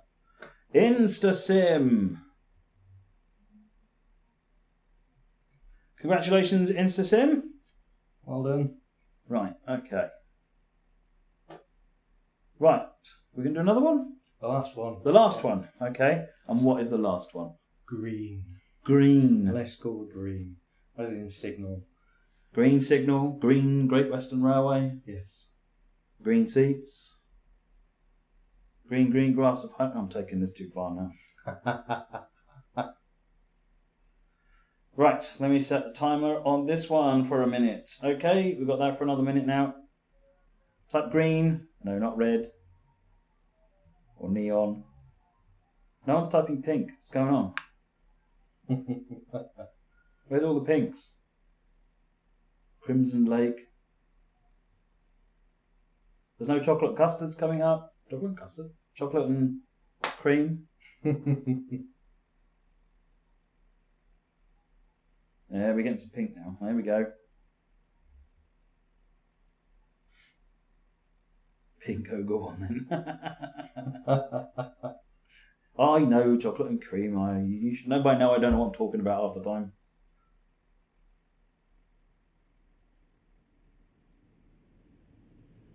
Right, a few more seconds.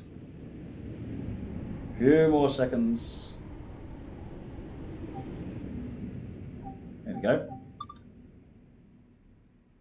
I knew that lazy driver would take it eventually. Right, okay, it's time to roll it. Last one is Furco 777A. Congratulations. Well done. I think I've got your name down. Yes, excellent. Right, I think we've done everything we wanted to do tonight. So thanks very much for watching, folks. It's been an absolute pleasure showing off what has been a lot of really hard work from the team here. We hope you enjoy using it as much as we've enjoyed making it. It's out on Thursday. Pre-order is still available. Can you remember the details of the pre-order? No. Can't. We come prepared as always. But if you look on Steam, you can find the details of the pre-order. You can, if you already own CSX Heavy Haul, you can pre-order the route, which is available at a good discount actually. And if you don't have, if you haven't invested in CSX or Train Sim World at all yet, then there is a bundle deal where you can get both of them for, frankly, a killer price. So it's a great time to get on board. This will now, between the two routes, Sandpatch Grade You're going to get the freight trains, the 6 trains that come with it, and then you've got the Great Western with the trains that come with that, and this route, the passenger experience. It's great fun. So anyway, we've really enjoyed this, and the chat has been great. I really apologise if I've missed any questions that people have asked. Come onto the Facebook, onto Twitter, and onto trainsim.com, trainsimulator.com, and post the questions. And the team here are waiting to answer questions. Maybe not right now, but over the course of the next few days, and we'll try and help you. So that's it, I think. I think it is. Brilliant. Well, thank you very much for watching, and we'll catch you next time. Thanks, everyone. Bye bye.